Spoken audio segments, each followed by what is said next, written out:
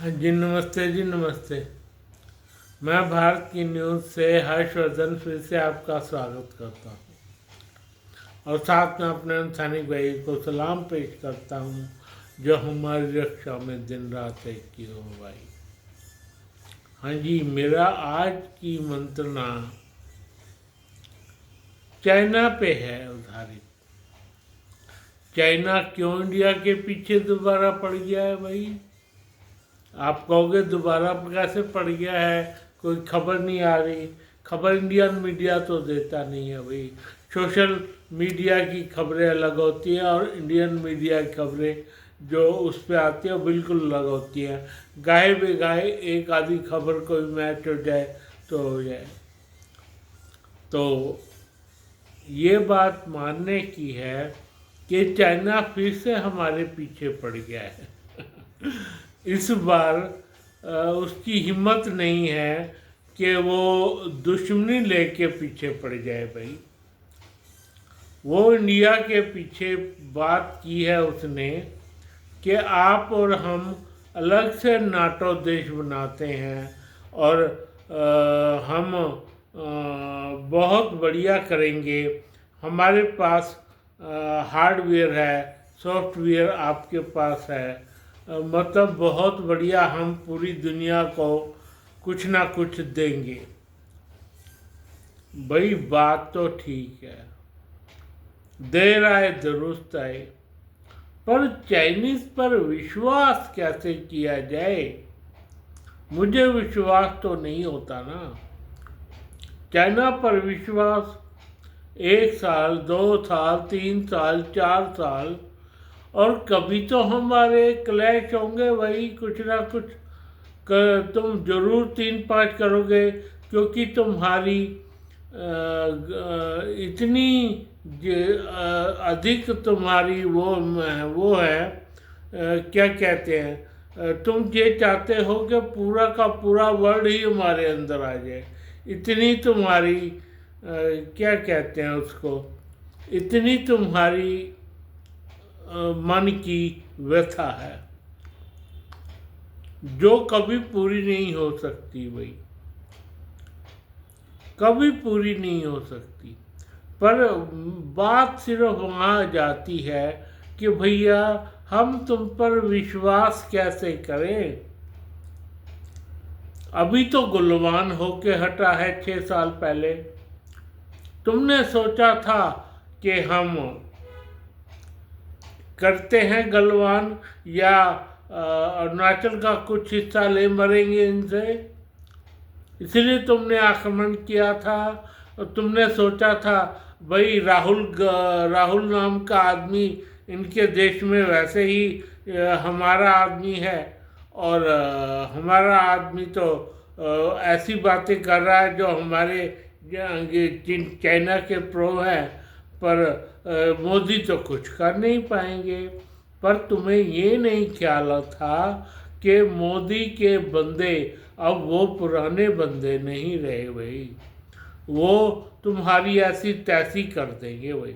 120 लोग मारे गए थे तुम्हारे, याद है ना? 120 लोग।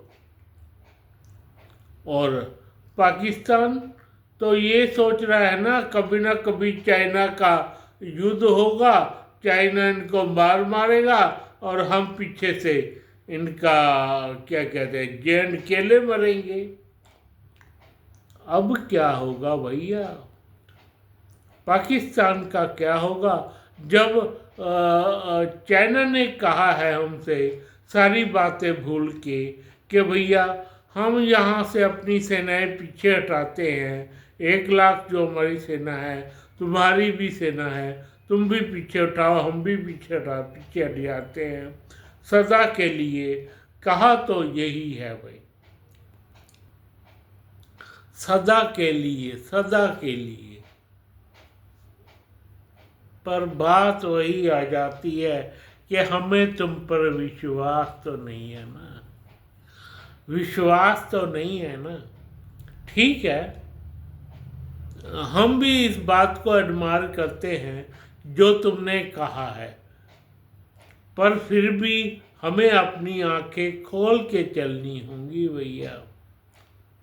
हमें अपनी आंखें खोल के चलनी होंगी कि तुम क्या कर रहे हो, वैसा ही निर्णय होगा। तो खैर, तुम्हारे कहने से तुमने हमारा लिपुलेख खोल दिया है भाई। हमारे लिए कैलाश पर्वत के द्वार खोल दिए हैं भाई। पहले तुमने ऐसा काम कर दिया है। हम कहने की बात है पर हम इस चीज़ को एडमायर करते हैं। तुमने ये खोला है, तो तुमने ये सब खोला है, तो हम इस चीज़ को बढ़िया मानते हैं कि तुमने हमारे लिए कैलाश पर्वत की राहें खोल दी लिपुलेख से भाई। लिपुलेख से खोल दी। अब हम जब चाहे कैलाश पर्वत तक आ जा सकते हैं। हमारे इंडिया के नौजवान, जब चाहे नौजवान क्या पूरा इंडिया ही जा सकता है वहाँ पे भाई।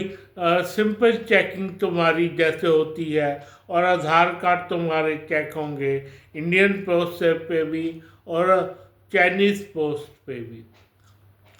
सारा कुछ तुम्हारा चेक होगा।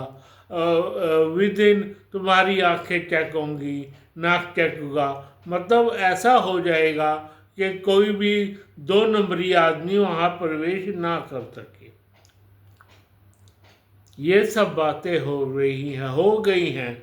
तो भाई, और इंडिया ने साफ कह दिया है तुम्हारी कंपनियों को इंडिया के लिए खोल देंगे, परंतु चीज़ जैसा हम चाहेंगे वैसा ही होगा।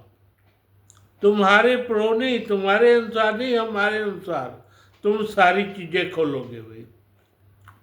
वो इस बात को भी राजी हो गया है।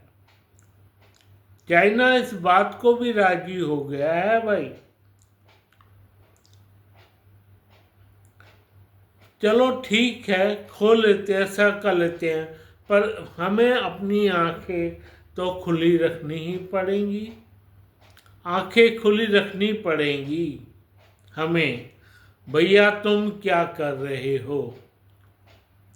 तुम अब अमेरिका सोच रहा था कि मैं तुम पे क्या करूं, कुछ ना कुछ। अमेरिका ये सोच रहा था कि मैं तुम पे आक्रमण करूं या कुछ ऐसी बात करूं, तुम दोनों का युद्ध छिड़ जाए, जैसे कि छिड़ा है यूक्रेन और रशिया का।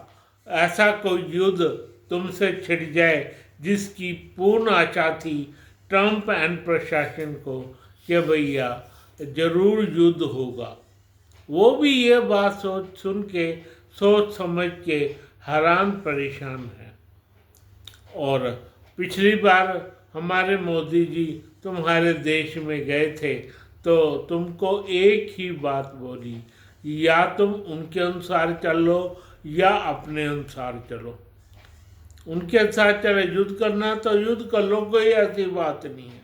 हम we are ready for your every move.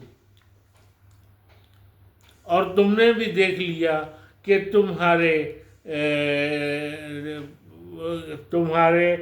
सारे के सारे एमिनेशन का क्या हाल होता है, वो हमने पाकिस्तान को दिखा दिया, और पाकिस्तान के जरिए तुमने भी देख लिया। सारी बात है, मान लेते हैं। तुम्हें और क्या कहते हैं, और टाइम चाहिए, इसलिए समय मांग रहे हो भारत से दोस्ती करने का भाई। कैसे विश्वास कर लूँ मैं कि तुम हराम ज़क्की नहीं करोगे भाई। तुम ऐसी हराम ज़क्की नहीं करोगे। जब देखो तुमने हमारे पीठ पे छुरा घोंपा है भाई, 1950 से लेकर अब तक। तो हम कैसे बात तुम्हारी मान लें भाई। तुम्हारा क्या कहते हैं, पूरा चाइना आज बंद पड़ गया है भाई। कंपनियां वहाँ से बाहर निकल रही हैं, फिर भी तुम्हारा धन्यवाद है, तुमने हमारे लिए लिपू लेक खोल दिया, कैलाश पर्वत तक अपने द्वार खोल दिए भाई। पर एक चीज याद रख लेना तुम, कि इस बार तुमने कुछ गड़बड़ की तो तुम्हारी खैर नहीं। मैं साफ कह रहा हूँ, चाइनीज को कह रहा हूँ, इस बार हमसे धोखाधड़ी मत करना। अगर तुम एक चाल चलोगे तो हम 10 चालें चल देंगे भाई। 10 चालें मंजूर है। खाली अब मोदी नहीं है, मोदी जैसे और पीछे 5-6 प्रधानमंत्री रेडी हैं। तुम ये चीज मत देखना कि जब तक मोदी है, मोदी के बाद योगी आएंगे भाई, योगी के बाद और कोई बंदे आएंगे। अब ऐसे ही बंदे भारत को संभालेंगे भाई। खैर, तुमने अगर ये इस थीम पे चलना है तो ठीक है, okay, we are done it, we are done it. हम लड़ना नहीं चाहते तुमसे, हम लड़ना नहीं चाहते तुमसे, बिल्कुल लड़ना नहीं चाहते। ना हमारी कोई तुम्हारे प्रति दुर्भावना है, पर अपनी भावना को संभाल के रखना, अपनी भावनाओं को संभाल के रखना। और पुतिन भी ये चाहते हैं कि हम तीनों नाटो जैसा कोई एक संगठन बना ले भाई, पुतिन भी चाहते हैं। पर पुतिन सर, आपको ये बता देता हूँ कि भाई ये लोग कैसे हैं आप जानते हो, ज़्यादा कुछ कहने की ज़रूरत नहीं है इस बारे में। आप अगर कुछ इन्होंने 3-5 करी तो आप आएंगे हमें संभालने, आप आएंगे हमें संभालने। हम तो संभले हुए हैं ही, पर आप भी आएंगे इनको मारने के लिए, ताकि ये चाइना आराम से रहे। इसको ये पता होना चाहिए कि अगर हमने इंडिया पर आक्रमण करने की जरूरत की तो और कोई आए ना आए, लेकिन रशिया पहले खड़ा होगा। और रशिया पे हमने आक्रमण किया तो इंडिया पहले खड़ा होगा।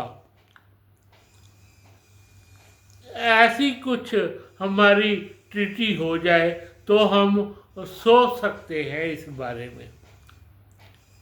पर इंडिया तो अपने दम पे ही चलता है। इंडिया कोई ऐसा दम पे ही, अपनी दम पे चलने वाला इंसान है। इंडिया सिर्फ एक चीज़ में पीछे है, वो है हवाई जहाज़ों के सिलसिले में। बाकी सारे जगह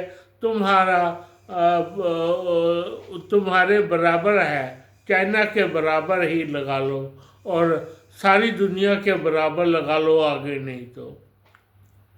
इंडिया बराबर पहुंच गया है और रह गया क्या कहते हैं हमारे जहाज़ों का, तो वो Su-57 लेकर काम हो जाएगा। और अगर हमारे को वो नहीं देता फ्रांस ढंग का कोई हमें अपनी जहाज़ों पे हमारी मिसाइलें लगाने का नहीं देता, तो हम उसके साथ डील कैंसिल कर देंगे। और उसको पहले धमकी दी जा चुकी है, फ्रांस को पहले धमकी दी जा चुकी है। आप सोच लो, आपने देखना है कि आप हमें देंगे या नहीं देंगे, तो हम इस बारे में विचार कर सकते हैं। आप अपना मत दीजिए, आप अपना वायुयान का, लेकिन वायुयान के नीचे जो मिसाइलें लगती हैं सारा का सारा हमारे को आप सौंपोगे, ये जरूर है। तो खैर ये बात तो हो गई। और चाइना को भी ये बात साफ पता होनी चाहिए कि अब इंडिया वो इंडिया नहीं रहा, भारत वो भारत नहीं रहा जिसे तुम भाई आसानी से नेहरू की वजह से कर सकते थे, अपना मैनेज कर सकते थे।